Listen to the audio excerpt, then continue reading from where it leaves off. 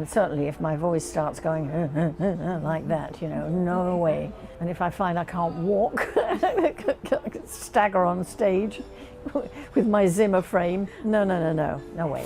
Petula Clark, una de las cantantes más famosas del mundo, ha vivido una vida llena de secretos e historias jamás contadas. A pesar de décadas de inmenso éxito, poca gente conoce las luchas a las que se enfrentó entre bastidores. Petula ha revelado una sorprendente verdad sobre su matrimonio con Claude Wolf y los retos a los que se enfrentó por parte de los productores. Descubra la sorprendente historia de Petula Clark. Brillante reputación. El 15 de noviembre de 1932 nació en Yule, Surrey, con el nombre de Sally Owen Clark, pero Leslie, su padre, tenía un punto de vista diferente. Petula era el resultado de combinar los nombres de dos de sus novias anteriores, Pet y Ula, para crear el nombre original. Su madre no estaba muy contenta, pero el nombre insistió en que lo usara. Sin más dilación, su vida ya había dado un giro inesperado antes incluso de empezar. El tipo de educación en la que uno permanece en el mismo lugar y crece con los mismos compañeros no era algo que ella hubiera experimentado. Pudo pasar mucho tiempo en Gales con sus abuelos, que vivían en un pueblecito minero conocido como Abercanade, mientras sus padres trabajaban como enfermeros diplomados. Cuando pasó algún tiempo y empezó la guerra, la familia siguió trasladándose. La transformación en curso la moldeó. Aprendió dialectos, aprendió a adaptarse y, sin darse cuenta, estaba en camino de convertirse en artista desarrollando las habilidades que la llevarían al éxito. Cuando cantó ante el público por primera vez, fue casi demasiado perfecto para ser verdad. Como resultado, el aire estaba denso de humo, voces fuertes. Sin embargo, en cuanto abrió la boca para cantar, se hizo el silencio absoluto en la sala. En muy pequeña medida, fue un anticipo de lo que estaba por venir, pero 1942 fue el año que marcó el verdadero punto de inflexión. Cuando tenía 9 años, su padre la llevó al teatro subterráneo Criterion de Londres para grabar un mensaje para su tío, que estaba destinado en el norte de África. Su tío servía en el ejército. Según el plan, iba a hacer una simple emisión de radio, un segmento de un programa de la BBC llamado It's All Yours. Después, empezaron a sonar las sirenas antiaéreas. Lo que ocurrió en medio de todo, los individuos dentro del búnker se preocuparon cada vez más. El productor del programa necesitaba una distracción. Preguntó si alguien estaba interesado en actuar. Una de las manos de Petula fue levantada. Al principio, tenía la intención de interpretar la mímica de un cómico conocido. Sin embargo, su padre la animó a intentar cantar. Para acercarse al micrófono, se subió a una caja y empezó a cantar la canción Mary Like a Rose. Su voz era inquebrantable y clara, y atravesaba el terror que reinaba en la sala. Mientras cantaba, la orquesta se unió a ella y, por un momento, la lucha que tenía lugar fuera desapareció. Con esa única actuación, todo cambió. Tras la emisión, la BBC recibió un aluvión de mensajes de oyentes que expresaban su deseo de escuchar más a la joven de la voz celestial. En un instante, se convirtió en una habitual de la radio. Durante los 3 años siguientes, realizó cientos de actuaciones más y su voz se convirtió en una fuente de consuelo para una nación en guerra. A partir de los 11 años, la llamaban la Shirley Temple de Gran Bretaña. No era solo su talento lo que hacía sentir a la gente, sino también la forma en que lo hacía. Tenía la habilidad de imitar a vocalistas conocidas como Vera Lynn y Sophie Tucker, y podía hacer reír al público en un momento y hacerlo llorar al siguiente cuando cantaba. Junto con ellos, los soldados trajeron su fotografía. La consideraban más que una simple vocalista. Luchaban por todo, incluida su casa, y ella era un símbolo de ello. Sus apariciones no se limitaron a los teatros más prestigiosos. Los refugios, hospitales y campamentos militares eran todos lugares donde ella cantaba. A los 12 años ya había actuado en más de 500 conciertos para militares. A continuación llegó el momento que cimentó su posición en los anales de la historia. Cuando la guerra en Europa llegó a su fin en 1945, se organizó una gran celebración en Trafalgar Square para conmemorar la ocasión. Miles de personas se reunieron, vitorearon, lloraron y se abrazaron. Además, Petula Clark dio un paso al frente y cantó en medio de todo lo que estaba ocurriendo. Durante la guerra, la joven que había pasado su tiempo intentando animar a la gente era ahora parte de la victoria de la nación. El ascenso a la fama de Petula Clark no fue en absoluto premeditado. El suceso ocurrió por casualidad cuando solo tenía 12 años. Durante su actuación en el Royal Albert Hall, Estaba cantando para los militares británicos cuando el director Maurice Audi la escuchó. El hecho de que nunca antes hubiera actuado no le impidió darle un papel en Medalla para el General, 1944. Quedó tan impresionado por ella que así lo hizo. Instantáneamente, se convirtió en la Shirley Temple británica, una estrella infantil que poseía una voz imponente y una presencia natural en televisión. Durante los 5 años siguientes, apareció en 17 películas diferentes. Sé a dónde voy, estrenada en 1945 y dirigida por los grandes Michael Powell y Amorek Pressburger, está considerada una de sus películas más importantes. Aunque solo tenía 13 años, destacaba incluso entre artistas con más experiencia. Winston Churchill, el rey Jorge V y el mariscal de campo Bernard Montgomery eran algunas de las personas para las que ya había actuado a los 16 años. Era un término que encapsulaba tan perfectamente su creciente fama que empezaron a referirse a ella como la novia cantante. A pesar del éxito que tuvo en la industria cinematográfica, su carrera se definiría por su música. The Little Shoemaker fue grabada por ella en 1954, a pesar de que al principio no había mostrado ningún deseo de hacerlo. Ella opinaba que la canción era demasiado juvenil para su imagen madura, pero su representante consiguió convencerla de lo contrario. Y ahora se da cuenta de que fue la elección perfecta. Para sorpresa de todos, la canción llegó al número 1 en Australia tras escalar hasta el número 7 en las listas del Reino Unido. Clarke se convirtió así en la primera mujer británica que alcanzaba el primer puesto de las listas de éxitos en Australia. Una hazaña sin precedentes en aquella época. El hecho de que la canción tuviera tanta difusión fue lo que la hizo aún más revolucionaria. En una época en que la mayoría de los músicos solo trabajaban en un idioma, ella tomó una valiente decisión al grabarla en inglés, francés, alemán e italiano. La influencia fue significativa. A finales de 1954, había tocado para un público récord de 124,000 personas en el Exhibition Ground de Newcastle, Australia. Esta fue la mayor audiencia para la que cualquier artista de la nación había tenido que actuar hasta ese momento. Increíblemente, fue capaz de escribir y grabar su primera canción en francés, France Mon Cœur, en 1957, sin tener ninguna experiencia previa con el idioma. Los sonidos estaban grabados en su memoria y los aprendió fonéticamente, sin tener ni idea de lo que significaban. Sin embargo, la canción logró entrar en el top 10 francés gracias a su convincente interpretación. En 1962, su dominio del idioma era tal que recibió el prestigioso Grand Prix du Disque Francais por su trabajo en Chariot. Ese mismo año batió récords simultáneamente en 3 idiomas, Chariot en francés, Monsieur en alemán y Romeo en inglés. Nadie más en el mundo del arte lo había conseguido. A Clarke no le bastaba con traducir sus canciones, sino que también grababa grabaciones completamente únicas para cada región, tomando cada idioma como un nuevo reto creativo. Cantó en italiano, español e incluso japonés. Era una artista multilingüe. A mediados de los 60, su canción en francés, Yaya Twist, ya había vendido por sí sola más de 1 millón de copias en Francia. Una canción titulada Downtown fue la primera que Tony Hatch interpretó para Petula Clarke en 1964. Él opinaba que tenía potencial para ser un éxito, pero Clarke no estaba tan convencida. Consideraba que las letras eran demasiado directas y no encajaban con su estilo personal.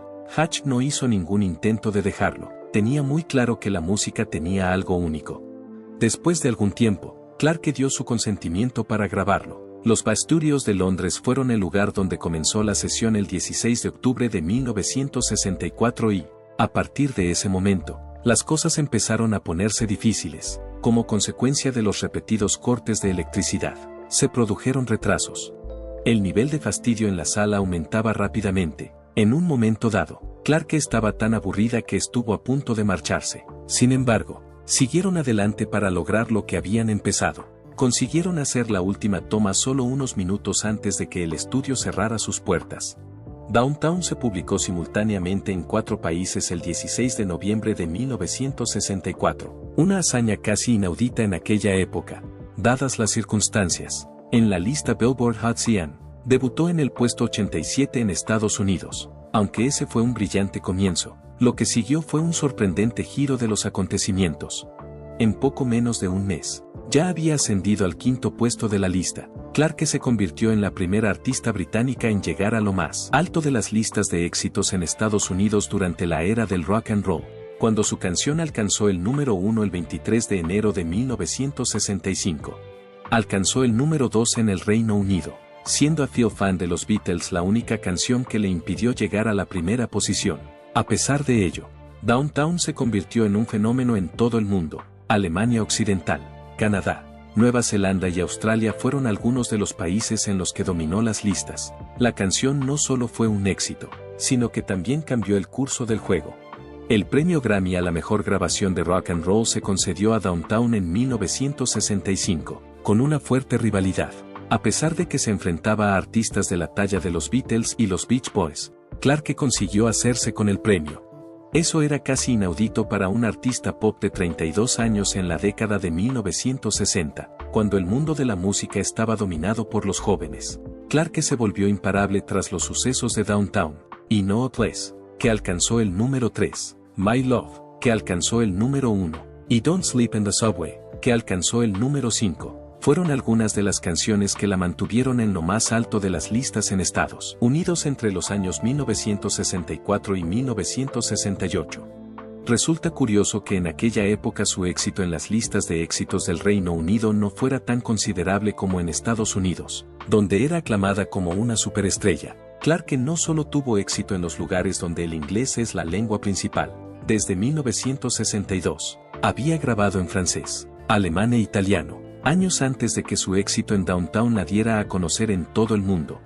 Durante ese periodo, su canción Monsieur se convirtió en el single más vendido de un artista extranjero en Alemania. También consiguió un disco de oro por vender 1 millón de copias. Clarke había vendido más de 70 millones de grabaciones en todo el mundo cuando la década de 1960 llegó a su fin. Se convirtió en una auténtica estrella mundial en una época en la que aún no existía el streaming y en la que las canciones podían distribuirse con solo un clic. La entrada de Petula Clarke en la industria de Hollywood a finales de los años 60 fue toda una sorpresa. Para ella fue todo un reto aparecer en grandes películas, a pesar de que ya era una celebridad de la música. Consiguió el papel principal en Fenian's Rainbow en 1968, cuando tenía 35 años, protagonizando junto a Fred Astaire, que entonces tenía 69 años. Incluso para Hollywood, una discrepancia de 34 años de edad entre los dos protagonistas era bastante infrecuente. En su primer gran proyecto de estudio, Francis Ford Coppola, que entonces era todavía un joven, dirigió la película. A pesar de que fue elogiada por la crítica, el público no acudió en gran número. En taquilla se recaudó un total de $11,5 millones, pero no fue suficiente para considerarla una película de éxito. A pesar de ello, la actuación de Clarke ayuda al espectáculo. Con su seguridad en sí misma y su calidez, interpretó el papel de Sharon McLonergan, que le valió una nominación al Globo de Oro en la categoría de Mejor Actriz de Musical o Comedia. Su siguiente película, Good Mr. Chips, estrenada en 1969, estuvo a punto de fracasar. Inicialmente, se le ofreció el papel de Catherine Bridges. Sin embargo, antes de comenzar el rodaje, los productores decidieron sustituirla por Kian Phillips. Sin embargo, en el último segundo, Phillips se puso enferma y se pidió a Clarke que volviera a escena. Ahora se esperaba que interpretara un papel que había hecho famoso Greer Garson en la adaptación de 1939, un papel que le exigía envejecer a su personaje a lo largo de 20 años en pantalla. A pesar de la enorme presión a la que estaba sometida, demostró que era algo más que una simple cantante que hacía sus pinitos en el mundo de la interpretación. Tenía una auténtica carrera como actriz. La banda sonora de la película, que incluye su voz, alcanzó el 5º puesto en la lista de álbumes del Reino Unido. Comenzó entonces un nuevo y audaz capítulo, cuando Clarke tenía 48 años. Debutó en Broadway en el papel de Maria Von Trapp en el musical Sonrisas y Lágrimas. Fue una decisión inesperada. En la mayoría de los casos, el papel de María lo interpretaban mujeres relativamente jóvenes. Sin embargo, Clarke aportó complejidad y experiencia al personaje, y el público respondió positivamente a su interpretación. Durante los 15 meses que formó parte de la producción, actuó en 8 funciones cada semana, aunque se trataba de un calendario muy exigente para las jóvenes intérpretes. Clarke aún no había terminado su trabajo. 1995 fue el año en que consiguió su papel teatral más arriesgado. Cuando tenía 62 años, le dieron el papel de Norma Desmond en Sunset Boulevard, que suele reservarse a mujeres de unos 50 años. Era una apuesta arriesgada, pero cuando se incorporó a la gira nacional por Estados Unidos, el público fue testigo de algo extraordinario. Interpretó a Norma en los papeles de Granny Broken. La gira duró 56 semanas y se representó en 23 lugares diferentes. La actuación de Clarke fue tan impresionante que la invitaron a repetir el papel en el West End de Londres en 1997. A lo largo de su carrera, había participado en más de 600 representaciones, lo que la convertía en la actriz de más edad en interpretar el papel de Norma Desmond. Fue uno de los papeles más influyentes de su carrera, incluso cuando ya tenía 80 años. Clarke no dio un paso atrás. Living for Today fue su álbum de estudio número 48, y se publicó en 2017, cuando tenía 84 años. El álbum contenía una combinación de canciones originales y versiones, incluida una inesperada interpretación de la canción de Steve Winwood Higher Love. Su voz se mantuvo potente a lo largo de todo el disco. Al alcanzar el puesto 46 en la lista de álbumes del Reino Unido, se convirtió en una de las artistas más veteranas en batir récords. Todo el mundo quedó sorprendido por lo que ocurrió después. En lugar de tomárselo con calma, Clarke decidió emprender un viaje por carretera. En 2018 comenzó su gira de 53 fechas por todo Estados Unidos, durante la cual actuó en lugares en los que no había estado desde la década de 1960. Realizó actuaciones enteras que duraron 90 minutos sin tomarse un descanso, algo con lo que luchan incluso los artistas más jóvenes. Desafiar las fronteras y hacer historia. Sin embargo, el suceso más impactante ocurrió el 23 de febrero, y tuvo lugar en el B.B. King Blues Club de Nueva York. Permaneció en el escenario incluso después de haber terminado la actuación que tenía programada. En su lugar, permaneció 30 minutos más, durante los cuales participó en una sesión improvisada con la banda de la casa, que prolongó la duración del espectáculo más allá de la medianoche. El 2 de marzo de 1968, Petula Clarke hizo algo que nunca antes se había hecho en la televisión estadounidense. Lo hizo durante el rodaje de su especial para la NBC. Durante la interpretación de On the Path of Glory, alargó la mano y la puso sobre el antebrazo de Harry Belafonte, un movimiento natural y discreto que duró unos 3 segundos y medio. Pero en ese mismo instante se escribió la historia. Fue exactamente a las 8:47 p.m., cuando el toque de Clarke hizo historia al ser la primera vez en la televisión estadounidense. En términos de importancia, el momento no podía haber sido más oportuno. El tema de la canción, un apasionado alegato contra la guerra, hizo que los dos músicos entablaran una verdadera relación. Al verse afectado por la actuación, Clarke se puso en contacto con el intérprete. La respuesta fue inmediata. La NBC recibió más de 3.000 llamadas telefónicas y cartas en las primeras 24 horas. Doyle Lott, ejecutivo de Chrysler, cuya empresa había patrocinado la exposición, quedó totalmente conmocionado por la presentación. Como le preocupaba que el público del sur decidiera no asistir a Plymouth, hizo una exigencia. El escenario debería volver a rodarse sin que se produjera ningún contacto físico. Su demanda dio lugar a un enfrentamiento con funcionarios de la cadena que duró 7 horas. Al parecer, gritó, ¿se emitirá esto por la radio? La preocupación que tenía Chrysler no era por la integridad artística ni siquiera por la opinión de la gente. Sin embargo, Petula Clarke no estaba de acuerdo. El hecho de haber desarrollado su profesión en sus propios términos significaba que no iba a permitir que un patrocinador afectara a una etapa importante de su vida. Era consciente de las medidas que ella y su marido, Claude Wolf, debían tomar.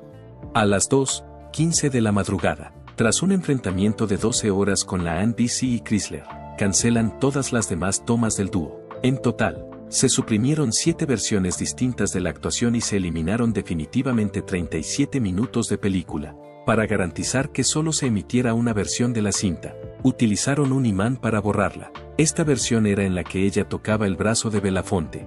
Clarke lo ponía todo sobre el tablero.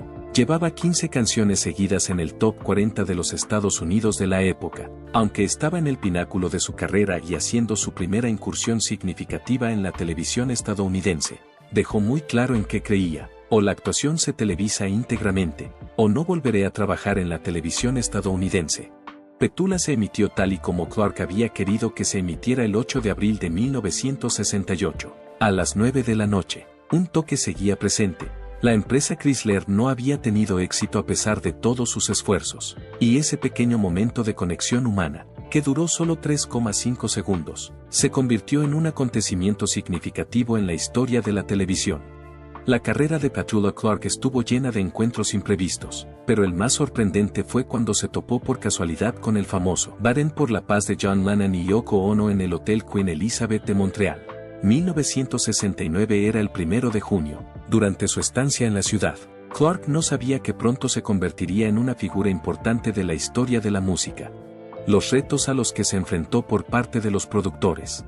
La canción Give Peace a Chance fue grabada por John Lennon en la sala 1742, y acabaría convirtiéndose en un himno. Informal y casi caótico era el ambiente que reinaba. Poetas, activistas y periodistas se hacinaban en el espacio disponible. Cuando Clark descubrió que estaba entre ellos, quiso participar y le dieron una hoja con las letras de las canciones. Un pequeño número de micrófonos y una grabadora eran los únicos componentes del equipo de grabación, que fue traído por el propietario de un estudio cercano. Aunque el grupo estaba lleno de gente famosa, la voz de Clark apenas se incluyó en la mezcla final. A lo largo de los años ha declarado que es completamente incapaz de escucharse a sí misma en la canción. A pesar de ello, la canción se convirtió en el primer single en solitario de John Lennon, y también tuvo repercusión en las listas de Estados Unidos. Alcanzó el número 2 en el Reino Unido. Cuando piensa en ello ahora, Clark recuerda todo el acontecimiento como algo extraño.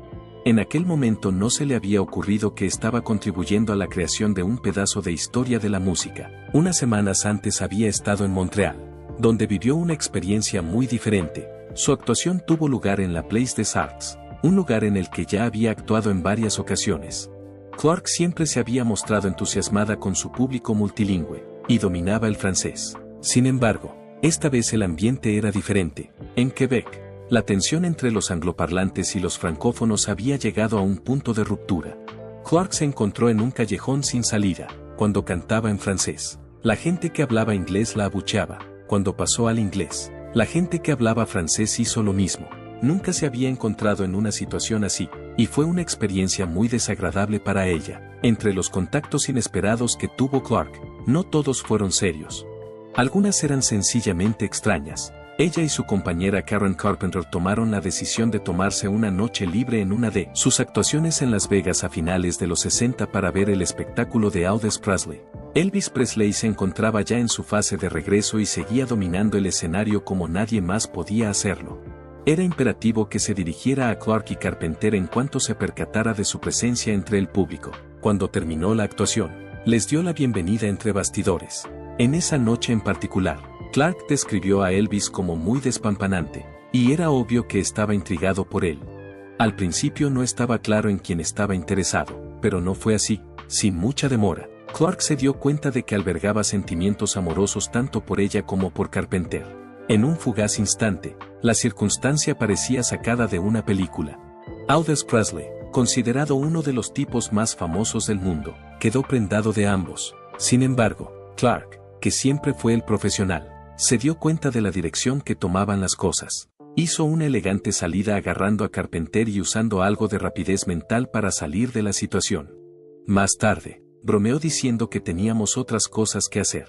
Con motivo de la elección de Margaret Thatcher como primera mujer primera ministra del Reino Unido en 1979, Petula Clark envió un sencillo telegrama, unas modestas palabras de felicitación. Desde la perspectiva de Clark, se trataba de conmemorar una ocasión trascendental para las mujeres en puestos de autoridad. En cambio, bastantes de sus seguidores pensaron que se trataba de algo diferente. La reacción fue casi instantánea. La canción que había estado tocando fue suspendida por algunas emisoras de radio. Todas las invitaciones a los principales eventos desaparecieron sin dejar rastro. En el Reino Unido, las ventas de sus discos cayeron en picado. Clark se esforzó por aclararlo. Lo único que estaba haciendo era honrar la historia. No estaba haciendo una declaración política. A pesar de ello, las explicaciones no siempre ayudan cuando las personas ya han tomado una decisión. Tardó algún tiempo en recuperar su estatus en la industria musical del Reino Unido. Durante una entrevista en 1985, declaró que nunca había previsto que un mensaje tan directo provocaría tal conmoción. Fue una lección desafiante que demostró cómo incluso acciones aparentemente insignificantes pueden tener repercusiones significativas para personalidades destacadas. Una ilustración destacada de cómo la política y la diversión no siempre se mezclan es el telegrama Thatcher, que sigue siendo uno de los ejemplos más significativos. Además, Clark nunca ha rehuido los debates difíciles. Cuando se trata del mundo del espectáculo, tiene experiencia personal de lo difícil que puede ser, sobre todo desde la perspectiva de las mujeres. A partir de los años 50, tuvo que enfrentarse al reto de las disparidades salariales y a que no la dejaran ascender en favor de hombres con menos aptitudes. Pasaron décadas antes de que finalmente hablara al respecto. En cambio, rompió su silencio en una entrevista en 2018, en la que destacó una sola narración. 1965 fue el año en que recibió una invitación de un poderoso productor para asistir a lo que ella creía que era una reunión de negocios. En cuanto ella llegó, se hizo evidente que él tenía otros planes en mente. Aunque Clark pudo escapar, si hubiera hablado en ese momento, podría haber afectado a su carrera.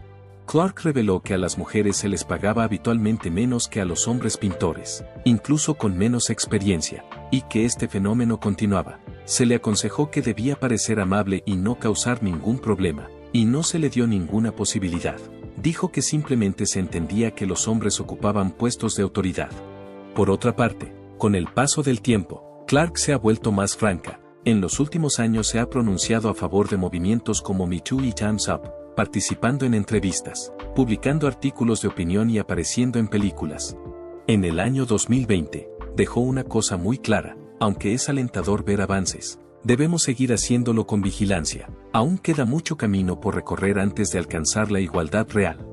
El matrimonio y la familia. Claude Wolfe y Petula Clark tuvieron una conexión inmediata, que marcó el inicio de su relación amorosa. En 1961, ella se presentó a él en Dog Records para hablar de su profesión de música francesa. Ella tenía 29 años y él era un publicista francés. Su romance progresó muy rápidamente y, al terminar el año, ya habían contraído matrimonio. Con el tiempo se convirtieron en padres de 3 hijos. En el año 1961, Barbara. En el año 1963, y en el año 1972, Patrick. Durante muchos años, pareció que su matrimonio era sólido, en un campo en el que las uniones románticas eran poco comunes. Sus seguidores los consideraban una pareja que permanecería. Sin embargo, Clark hizo una revelación sorprendente en 2013. Reconoció que Wolfe y ella ya no mantenían una relación amorosa tras 52 años de matrimonio a pesar de haber estado casados. A pesar de que nunca se divorciaron, también dejaron de vivir juntos como marido y mujer en el sentido convencional. En lugar de eso, desarrollaron un nuevo tipo de conexión al seguir viviendo sus vidas separados mientras estaban legalmente casados. A pesar de ello, Wolfe siguió siendo el manager de Clark, lo que hizo la situación aún más peculiar. Ninguno de los dos rompió nunca sus lazos laborales. Hasta el final, Wolfe gestionó con éxito su carrera profesional. Clark se quedó totalmente desconsolada al enterarse de su fallecimiento el 20 de marzo de 2024, cuando tenía 93 años. Su tristeza fue descrita como abrumadora en una conmovedora publicación que hizo en Facebook, y afirmó que no tenía palabras. Tras 63 años de matrimonio, habían transformado su relación de pasión en una de profunda cooperación que desafiaba las expectativas. Aunque no mantenían una relación romántica, su vínculo seguía siendo fuerte. Sin embargo, su trabajo no solo alteró la dinámica de su matrimonio, también afectó a sus hijos. Clark no es tímida a la hora de hablar de sus sentimientos de culpa como madre. Aspiraba a ser todo al mismo tiempo: una esposa leal, una madre cariñosa y una artista de éxito. Significa tomar decisiones difíciles. Debido a que actuaba en Las Vegas, abandonaba su casa de Ginebra, Suiza, en el último momento posible, con la intención de pasar el mayor tiempo posible con sus hijos. Por otro lado, eso la dejaba cansada. Antes de subir al escenario, llegaba a Estados Unidos sin apenas tiempo para aclimatarse al nuevo entorno. Después de la actuación, cogía el primer avión de vuelta a Ginebra en lugar de trabajar en Red o tomarse un tiempo libre para relajarse. Este horario la dejaba exhausta y, con el tiempo, se dio cuenta de que tanto su familia como su trabajo se habían resentido. Según admitió, cree que tanto mi rendimiento como mi familia se resintieron. Todavía tengo sentimientos de culpa por no haber sido la madre ideal, y es probable que siga teniéndolos el resto de mi vida a pesar de que sus hijos le han asegurado que fue una madre decente. A pesar de que no solo era intérprete, sino también compositora por derecho propio, fue admitida en el Songwriters Hall of Fame en el año 1998. Es posible que muchos aficionados desconozcan el hecho de que Clark escribió varias canciones a lo largo de su carrera, entre ellas un dúo con Harry Belafonte en contra de la guerra. Además de atrevido, Aquel acto se adelantó años a su tiempo. Escribir y cantar no fueron las únicas cosas que contribuyeron a su éxito. La artista Clark fue una de las más vendedoras de todo el mundo. 1966 fue el año en que recibió el premio Maidem a la mayor venta en Europa por un artista de Europa. Al año siguiente volvió a recibir el premio, esta vez por ser la artista femenina con mayores ventas internacionales. En 1968, fue nominada al Globo de Oro en la categoría de Mejor Actriz de Musical por su interpretación en Finian's Rainbow. Estaba nominada junto a algunos de los actores más famosos de Hollywood de la época. Su actuación sobre el escenario fue igual de asombrosa. Por sus interpretaciones en Mary Poppins, Hermanos de Sangre, Sunset Boulevard y Sonrisas y Lágrimas, fue nominada a un premio de la Academia Británica de las Artes Cinematográficas y de la Televisión. Clark es uno de los pocos músicos que ha sabido conquistar a la perfección tanto la industria musical como la teatral.